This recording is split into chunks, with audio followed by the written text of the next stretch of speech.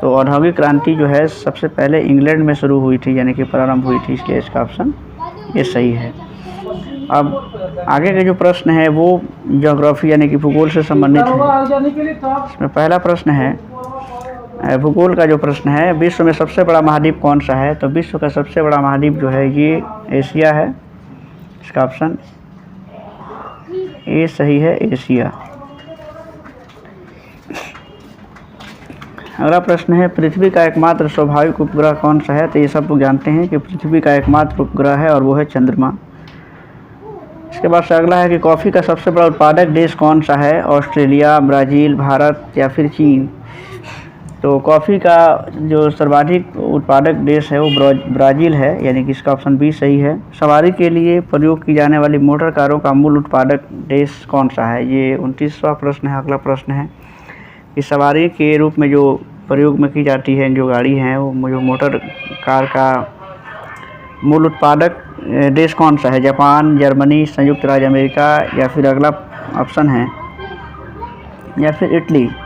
तो सवारी के लिए जो मोटर कारों का जो मूल उत्पादक देश जो माना जाता है वो संयुक्त राज्य अमेरिका है, यानी कि ऑप्शन इसका सी सही है, संयुक्त राज्य अमेरिका। अगला प्रश्न है बरौनी ताप बिजली घर स्थित है असम में, बिहार में, हिमाचल प्रदेश में या फिर उत्तर प्रदेश में? तो बरौनी जो ताप बिजली घर है वो बिहार में है, यानी कि इसका ऑप्शन बी सही है। अगला प्रश्न देखते हैं किस राज्य में सबसे अधिक चावल पैदा होता है? असम, मध्य प्रदेश, तमिलनाडु या फिर पश्चिम बंगाल? सबसे अधिक चावल पैदा करने वाला देश पश्चिम बंगाल है, यानी कि इसका ऑप्शन डी सही है। इस तरीके से ऑप्शन डी इसका सही जवाब है। अब कुछ प्रश्न है जो राज्य व्यवस्था से संबंधित है, भारतीय राज्य व्यवस्था से। इसमें पहला प्रश्न है कि संविधान के मौलिक अधिकारों में कौन से अधिकार को शामिल नहीं किया गया है? समानता का अधिकार, स्वतंत्रता का अधिकार, काम पाने का अधिकार या फिर शोषण के विरुद्ध अधिकार? तो समानता का अधिकार, स्वतंत्रता का अधिकार और शोषण के विरुद्ध अधिकार ये तीनों मौलिक अधिकार में हैं। अब इसमें कह रहा है कि मौलिक अधिकारों में किसको शामिल नहीं किया गया है? इसमें काम पाने का जो अधिकार है वो मौलिक अधिकार नहीं है, बाकी के तीनों जो हैं ये मौलिक अधिकार हैं। ऑप्शन सी सही है। अगला प्रश्न है राज्यसभा के सदस्यों का कार्यकाल क्या होता है? 4 वर्ष, 5 वर्ष, 6 वर्ष या फिर 9 वर्ष?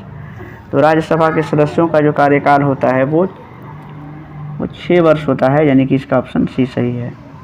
लोकसभा के सदस्यों का कार्यकाल 5 साल होता है। विधानसभा के सदस्यों का कार्यकाल भी 5 साल ही होता है, लेकिन राज्यसभा के सदस्यों का कार्यकाल 6 वर्ष का होता है। अगला प्रश्न है राष्ट्रपति सर्वोच्च न्यायालय के किसी न्यायाधीश को तब पद से हटा सकते हैं जब उन्हें प्राप्त हो, क्या प्राप्त होने चाहिए? ऑप्शन है कि न्यायालय के बार एसोसिएशन द्वारा पारित एक प्रस्ताव, न्यायालय के सभी अन्य न्यायाधीशों द्वारा स्वीकृत एक प्रस्ताव, आधे राज्यों के विधानमंडलों द्वारा पारित एक प्रस्ताव या फिर संसद के दोनों सदनों द्वारा स्वीकृत एक प्रस्ताव। तो इसमें सही जवाब है कि संसद के दोनों सदनों द्वारा एक स्वीकृत प्रस्ताव जब उन्हें प्राप्त होता है तो राष्ट्रपति सर्वोच्च न्यायालय के किसी न्यायाधीश को पद से हटा सकते हैं। इसका ऑप्शन डी सही है। अगला प्रश्न है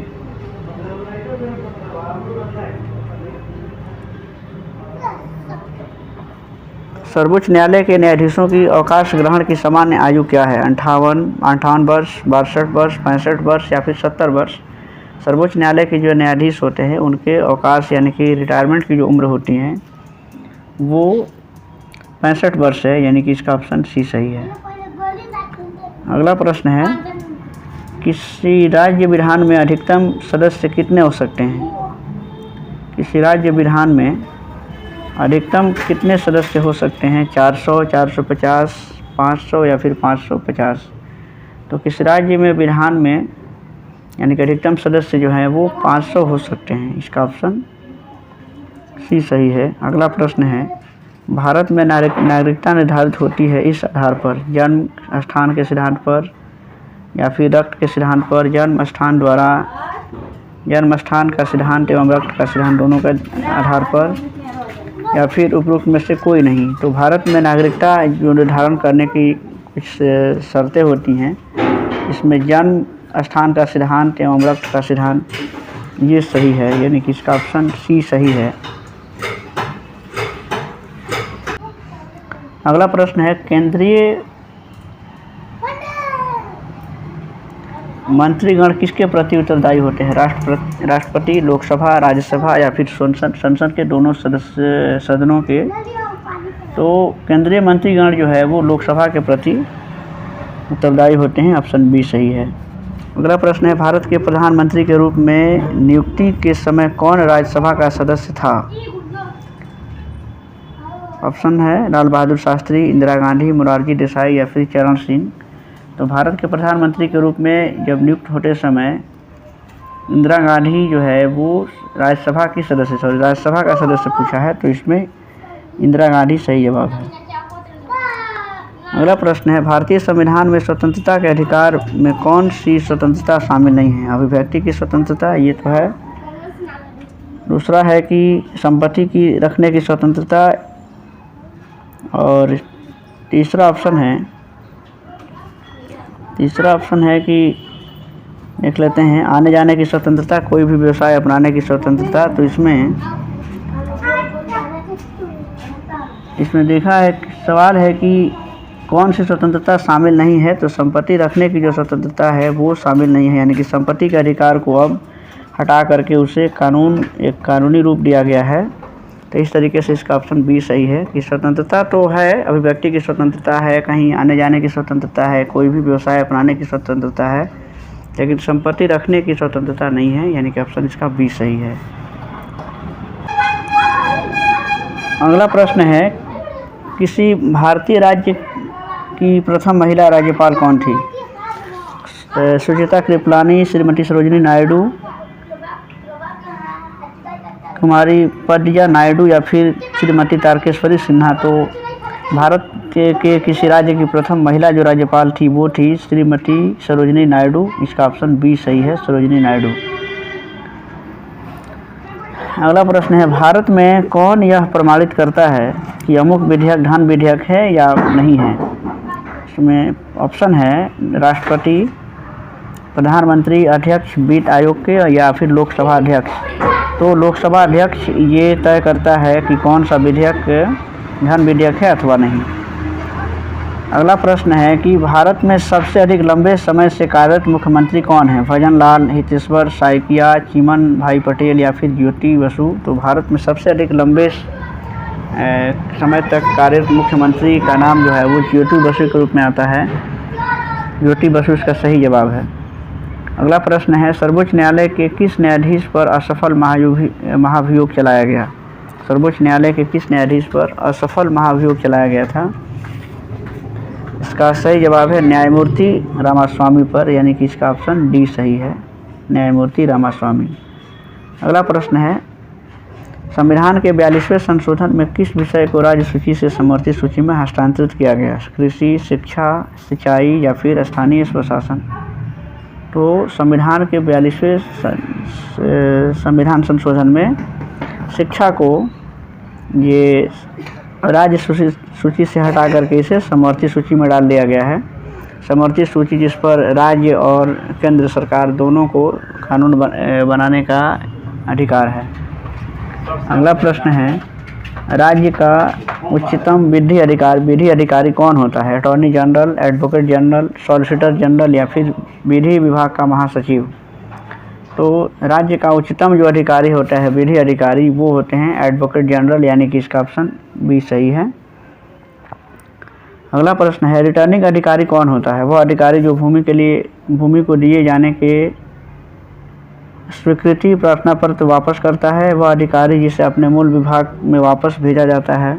वह अधिकारी जो राज्य विधानसभा सचिवालय का प्रधान होता है, या फिर वह अधिकारी जो किसी निर्वाचन क्षेत्र में चुनाव के लिए उत्तरदायी होता है और परिणाम घोषित करता है।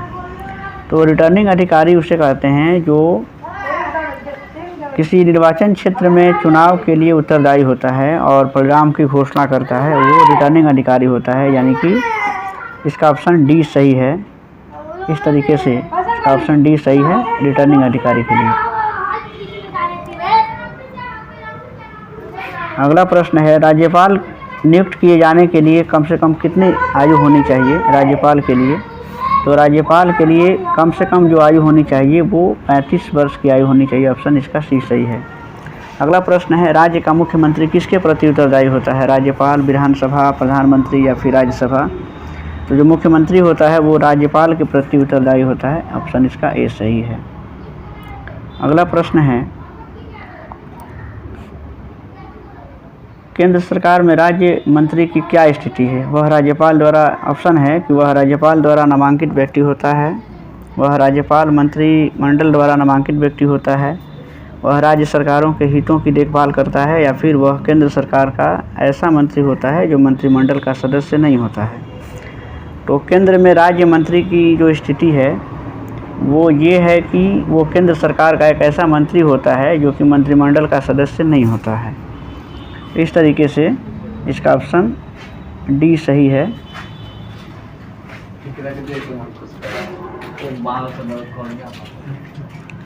अगला प्रश्न है, राज्य के उच्च न्यायालय के न्यायाधीशों के अवकाश प्राप्ति की आयु क्या है? राज्य के जो उच्च न्यायालय यानी कि जो हाई कोर्ट होते हैं उसमें न्यायाधीशों की अवकाश प्राप्ति की उम्र कितनी है? 58, 60 वर्ष, 62 वर्ष या फिर 65 वर्ष? इसका भी सही जवाब है 62 साल। यानी कि राज्य के जो हाई कोर्ट होते हैं, उच्च न्यायालय होते हैं, उसमें न्यायाधीशों की अवकाश प्राप्ति की उम्र 62 साल है। अगला प्रश्न है, किसी राज्य में सामान्यतः किसके परामर्श पर राष्ट्रपति शासन लागू किया जाता है?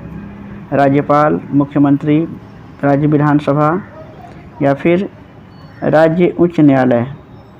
तो जो राष्ट्रपति शासन लागू होता है वो राज्यपाल से, राष्ट्रपति जो है कि राज्यपाल से परामर्श करता है और उसके बाद से उस राज्य में राष्ट्रपति शासन लागू किया जाता है। ऑप्शन ए सही है। अगला प्रश्न है, गोवा किस उच्च न्यायालय के क्षेत्राधिकार में है? आंध्र प्रदेश, मुंबई, केरला या फिर कर्नाटक? तो गोवा जो है वो मुंबई के अधिकार क्षेत्र में है। ऑप्शन इसका बी सही है। अब कुछ प्रश्न हैं जो अर्थशास्त्र से संबंधित हैं। इसमें पहला प्रश्न है कि कीमतें प्रायः कम होती हैं, जबकि कब कीमत कम हो जाती है वस्तुओं की? मुद्रास्फीति हो, आर्थिक मंदी हो, मुद्रास्फीति और आर्थिक मंदी दोनों हो या फिर घाटे की वित्त व्यवस्था हो। तो आर्थिक मंदी के समय में जो कीमतें होती हैं वो कम हो जाती हैं, क्योंकि उस समय तो लोगों के पास पैसे ही नहीं होते हैं। आर्थिक मंदी होती है, अर्थव्यवस्था पूरी तरह से चरमराई होती है, तो ऐसे में कीमतों का कम होना अनिवार्य है या फिर कीमतें कम हो जाती हैं। अगला प्रश्न है कि भारत की तृतीय पंचवर्षीय योजना कब प्रारंभ हुई?